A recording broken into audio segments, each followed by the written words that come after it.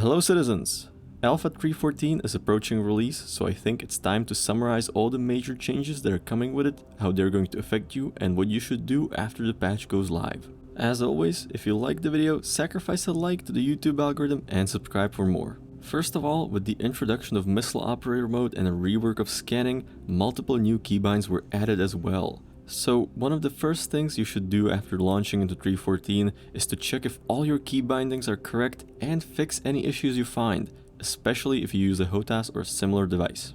Moving on to the brand new Missile Operator mode. Missile Operator mode is the brand new cockpit mode that separates missile controls from other weapon controls. In multi-crew ships, it also allows players sitting in turrets or co-pilot seats to launch missiles. With the introduction of Missile Operator mode also comes a massive rework to how missiles work. Missiles now use IFCS guidance and control, which should improve their overall behavior. Moving on, the 3.14 patch brings massive changes to ships, shields, and weapons. All these changes are part of an effort to bring ships closer to their intended roles and to lay the groundwork for future development of ship systems and components. A major step in this effort is Power Management version 2 and capacitor gameplay. Weapons, shields, and engines now use capacitors, and the power triangle is now more relevant than ever. Along with this, CIG have decided to do a full rework of shield and weapon balance. Engine Afterburner was replaced by Engine Boost. Unlike Afterburner, Boost is not limited by temperature but instead by the capacity of the engine capacitor.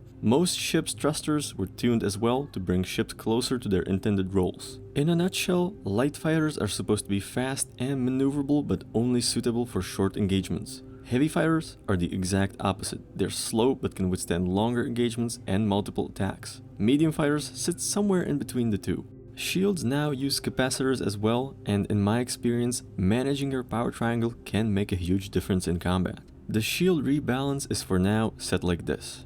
Size 1 shields are now bubble shields with low health and very fast regeneration. Size 2 shields are also bubble shields, but they have more health and moderate regeneration. Size 3 shields have 4 or more faces, lots of health but fairly low regeneration speed. The decision to turn size 2 shields into bubble shields is interesting.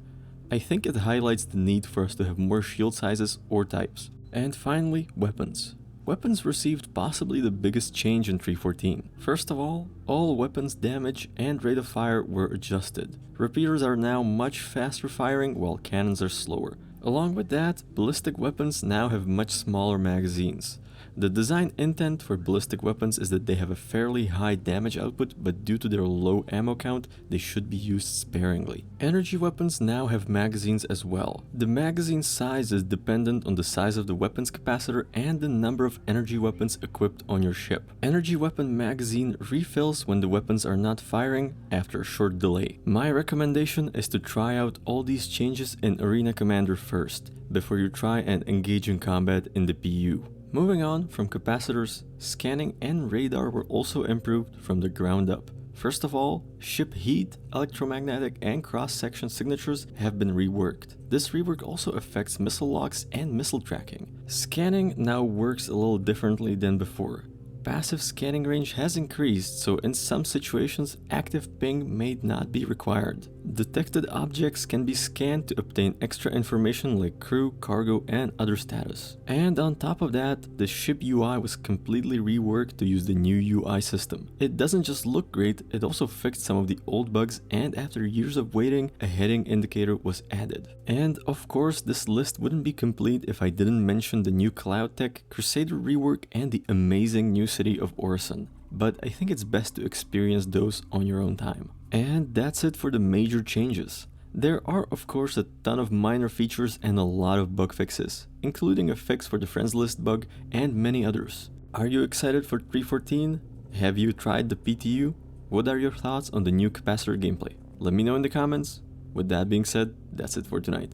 Fly safe, and I will see you in the verse.